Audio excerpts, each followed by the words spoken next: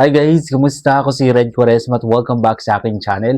At kung bago pa lang kayo sa aking channel, huwag niyong kalimutan na mag-subscribe at si-rate tayo ng bell button dun sa baba para updated kayo kung meron ako mga bagong video na i-upload dito sa aking channel. At para sa video ito, another reaction video na naman ang gagawin ko. So magre-react ako guys dito sa Q&A performance ni Angelica Lopez sa Reyna Pilipinas 2026. And sobrang excited ako guys na mapanood to. Kaya i-play na natin to. Without further ado, let's begin in 1, 2, 3, go. Tara! Play na natin. Alright! So, here we go. Undeniably, so many pageants already. What space do you hope Reyna Filipinas would occupy?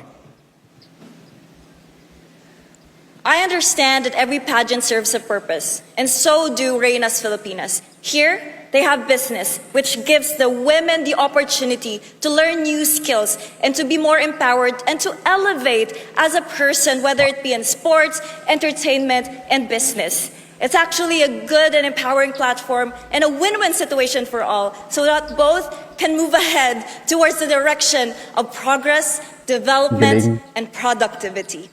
Mic drop. Beautiful answer there from Reyna Filipinas. Nanlalaman ng Palawan. mic, no? Anyway, ang ganda ng sagot ni Angelica Lopez. Talagang tugmang-tugma, saktong-sakto dun sa question. Talagang nasagot niya ng mabuti. Tapos sobrang napaka-meaningful ng kanyang sagot. Napaka-deep ng kanyang sagot. And talagang pag sumasagot si Angelica, may substance talaga no? Talagang kumokonek.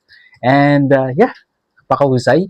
Alright, kung nagustuhan nyo ito guys, binigyan ito malaking likes, mag-comment kayo kung meron kang mga request na video na pwede kong gawin dito sa aking channel. Bye po!